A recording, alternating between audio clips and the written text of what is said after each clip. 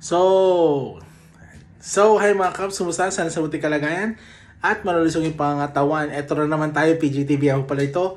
Kung hindi ka pa naka-follow, naka-subscribe sa aking YouTube channel, Facebook page, TikTok account, ano pa hinintay mo? Follow na, salamat, paki-like and share na rin po. Maraming salamat. At ito ang topic.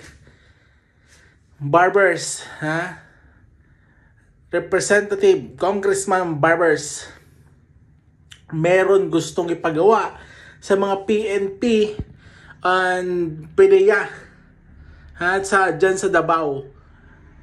Basically sa mismong munisipyo o sa government ng Davao, sa munisipyo dyan kila Mayor Baste. Gustong ipaimbestiga ni Barbers yung 37 na empleyado kung paano, bakit nagpositibo ito at paano hindi ito nalaman dyan nila may Mayor Baste. Nandiyan na mismo sa PSSO niya, ha? Security na niya, ha? Nagpositibo, 37. Anong irarason dito ni Mayor Baste? Nakakaya, di ba?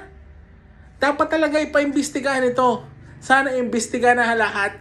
Malaman kung bakit ng ganyan, bakit naging ganyan, bakit sa mismong lungga, sa mismong lugar ng mayor, yung mayor na lumalaban sa war on drugs kuno dyan sa Davao, yung mga tauhan pa niya mismo ang nagpositibo. Ang sakit nun sa ulo, di ba? Ha, di ba ang sakit? Sumasakit ng ulo niya ni Mayor Baste. Yung mga tao mismo maghuhuli ng mga addict, ayun mismo pala ang gumagamit. Naku, naloko na. Naisahan ng mayor ng Davao. Ay, sakit na, mga DDS, sakit ba? Comment down below dyan, galit na naman kayo. Totoo naman na, diba? Totoo naman, nag-positive na tayo magagawa dyan. Comment down below. Barbers wants PNP PDEA to probe Davao government workers' alleged drug use.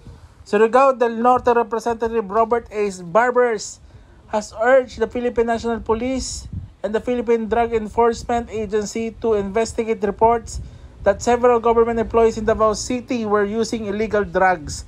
In a statement, Barbers expressed concern over reports that 37 personnel of Davao City's Public Safety and Security Office tested positive for drug use, given that the city is the hometown of former Rodrigo Duterte who implemented the war on drugs during his term. Diba? Yung tatay pa mismo ng mayor ng Davao ngayon ang lumalaban sa war on drugs. At si Mayor din lumalaban sa war on drugs, pero yung mga tauhan niya nag-positive sa drugs. Ay, naku, sakit naman nun. Mayor Baste, Duterte and drugs in Davao City. It is one thing that the war on drugs of former President Duterte failed miserably, despite the unfortunate fact that thousands of lives were lost. It is another that the son had pronounced of an all-out war on drugs, while those who were assigned to maintain peace and order in the city tested positive for use of drugs. Recent reports say that at least 37 personnel of SSO officer of Davao City, 37 po nag-positive at 37. Ang dami nun. I think that was Mayor Baste Duterte should consider fixing things closer to his office before calling out the administration for its anti-drug campaign. Let me just emphasize that the current administration has a very successful campaign against illegal drugs without state-sponsored extrajudicial killings. Naku, nalalawi ako dun ah. In short, mas maganda tong pamamaraan ng administrasyon Marcos kasi wala kang mababalitaan mga namatay pero epektibo. Kaysa doon sa Duterte na maraming namatay hanggang ngayon may drugs pa rin.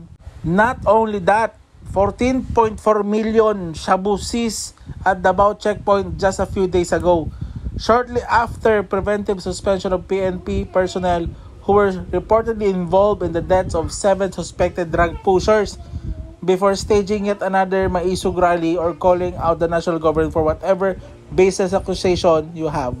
The Dutertes can try fixing their own city. Tama naman.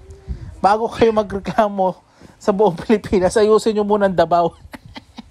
Hindi nyo nga maayos-ayos, mga Duterte. Ano na tayo? Diyan muna kayo mag-focus, ha? Puro mga drugs kayo na nandyan sa Davao. Anong gagawin natin dyan? Manonood na lang?